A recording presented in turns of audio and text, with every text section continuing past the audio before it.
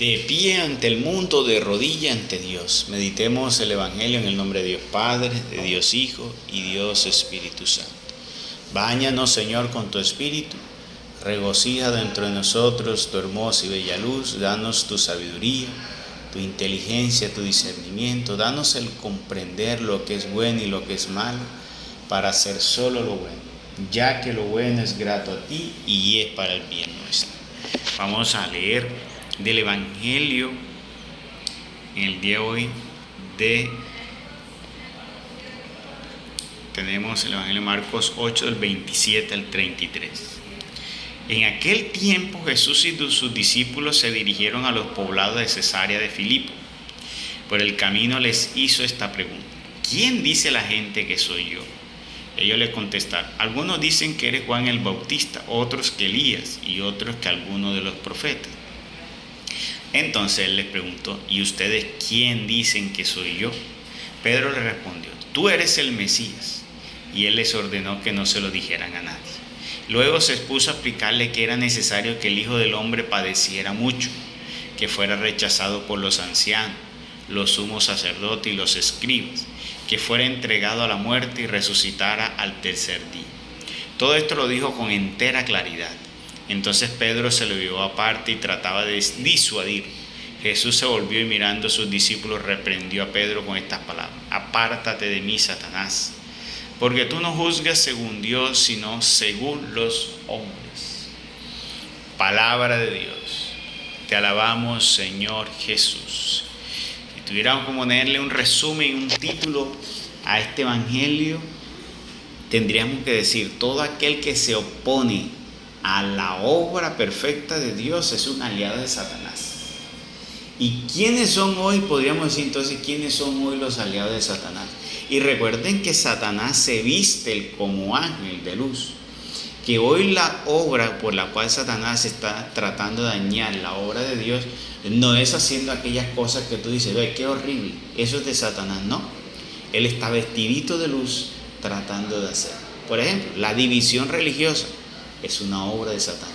Vestidito de luz lleva por ese camino de perdición, porque toda rama desprendida del árbol se seca después de un tiempo. Y ahí está, le voy a explicar.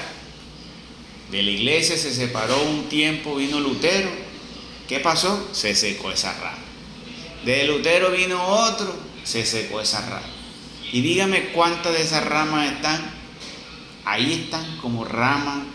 Los luteranos están, pero dígame, ha crecido más. Están, como dice, dominando en el mundo, están llevando el mensaje y son la representación de la obra de Dios. No. Los calvinistas, los presbiterianos, no. Ahí nos damos cuenta que son una rama. Comienzan siempre con un furor, cuando se desprende, comienzan con un furor que le dura unos tantos años, porque es una obra, como dice, nuevecita, y ahí van cayendo. Por ejemplo, ahí estuvo la supuesta profeta que formó los adventistas. Creció eso enormemente. Miren ahora en qué están los adventistas. Ramas que se están secando. Así también están allí las distintas, los mormones.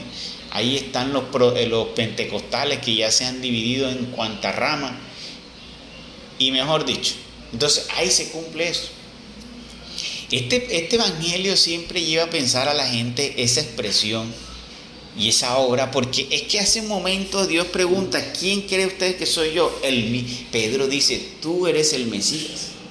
O sea, le dice una revelación Pedro. ¿Ya? Es más, en otro pasaje de la Biblia dice: bienaventurado tú, Pedro, porque te lo ha revelado el Espíritu Santo. Pero un episodio más adelante dice que Pedro, cuando Jesús le dice todo lo que va a pasar sobre él, se lo lleva aparte, le dice: yo no permitiré que eso suceda. Y viene y le dice aquí que a ese mismo Pedro que en un momento declaró, viene y le dice: no permitiré eso. Eso es algo que uno pone a pensar en lo que el ser humano es susceptible. Y eso es lo que vemos muchas veces hoy dentro de la iglesia. Tenemos un sacerdocio que fue ungido por el espíritu de Pedro, y creo que revela parte de este episodio, que tiene dirigido por la potencia del Espíritu Santo, cimentó la iglesia, porque fue el Espíritu Santo el que cimentó la iglesia. Y gracias a esos cimientos, la iglesia ha permanecido desde al día de hoy. Desde el día 33 hasta el día de hoy la iglesia permanece.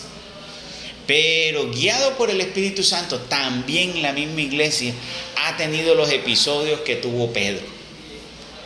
¿Ya? Episodios en que ellos han actuado no guiados por el Espíritu Santo, sino guiados como hombres. Y en muchos casos no guiados como hombres, sino guiados como el enemigo. Porque tenemos dentro de la iglesia aquellos que le sirven al enemigo. Es triste decir eso. ¿Cómo es posible que dentro de la iglesia de Cristo esté sirviendo a Satanás? Pues sí, por algo el Señor dijo, las puertas del infierno no prevalecerán sobre ella. Cuando yo te digo eso no va a prevalecer, no significa que no la vaya a golpear. Satanás es muy astuto, es mucho más astuto que los hombres. Y siempre su misión y siempre su deseo ha sido ¿qué? Acabar con toda la obra de Dios. Y él no va a descansar, sobre todo porque le queda poco tiempo para realizar toda su obra de veneno. ¿Y sobre qué él va a hacer? Él no va a atacar lo que es suyo, él va a atacar lo que viene del Señor. Y lo más preciado del Señor es la iglesia, porque es que la iglesia es la que va a abarcar, es la barca que lleva a los hijos de Dios, a los que van a estar con el Señor. Entonces, esa es una realidad. Así como fue la realidad de ese momento de un Pedro que revela con la potencia del Espíritu Santo, tú eres el Mesías, y lo dice con seguridad, es el mismo Pedro que viene y le dice, yo no permitiré eso. Y el Señor lo reprende y dice, apártate de mí, Satanás. Momento en que el corazón del hombre se deja embotar y seducir por las obras de Satanás. ¿Y quién fue uno de esos? Lutero. Lutero fue llevado por la indignación de algo que fue cierto, porque Lutero denunció algo muy cierto de la iglesia, pero su proceder pareció como lo de Pedro. Tuvo una iluminación al darse cuenta que lo que estaban haciendo esos obispos y cardenales era perverso, pero pasó a ser después ¿qué? A dejarse guiar, ¿ya? Por eso es que uno tiene que tener mucho cuidado, porque a veces uno se llena de mucha indignación, de mucha rabia, de mucho enojo, y eso a veces nos puede jugar una pasada, porque Satanás allí en ese momento, si nosotros no sabemos dominar ese ímpetu, pues nos puede que arrastrar a hacer cosas. Por ejemplo, el ser humano, usted como todo ser humano puede experimentar la rabia. Algo no me gustó, a mí me hizo sacar la rabia. Hasta ahí no hay problema. Pero lo que haces con la rabia de ahí en adelante, ojo que ahí está Satanás. Él aprovecha ese estado. Entonces, ¿qué haces tú allí? Hasta que tú cojas rabia por algo que hicieron y que normalmente daría rabia a cualquiera, pues es normal. El problema está allí y es donde actúa Satanás a hacer lo que hacemos después. Entonces, si golpeamos, si maldecimos, si levantamos falsos testimonios, si matamos, si herimos, esas son las cosas que nos lleva a Satanás y que puede ocurrir. Entonces, ¿qué quiere decir? La susceptibilidad del hombre. La susceptibilidad del hombre. Y muchas veces tenemos que saber valorar qué hay en nuestros corazones para no dejarnos llevar de esas falsas susceptibilidades y esos enojos y todo eso. Pedro se llenó de enojo. ¿Cómo es posible que eso va a suceder? ¿Cómo es posible que los sacerdotes van a hacer eso? ¿Cómo es posible que los ancianos? Se tuvo que haber llenado de eso y dijo, yo no voy a permitir eso. ¿Qué? Estaba actuando en su propia carne, en su propia ira, en su propio deseo. Y él no estaba comprendiendo el mensaje de Dios. Así están hoy, por decir así, muchos de los que se han separado, tratando de llevar su mensaje y no han podido comprender que Dios nos llama es a unirnos para hacer que la barca del Señor llegue a su fin. Que el Señor nos manda a vivir en la unidad y no divididos. Que el Señor nos manda a hacer nosotros, pues, a denunciar lo que está mal. Y lo que quiere el Señor es que nosotros podamos estar juntos, ¿ya? Y unidos bajo un solo ministerio, una sola fe, un solo bautismo y una sola iglesia.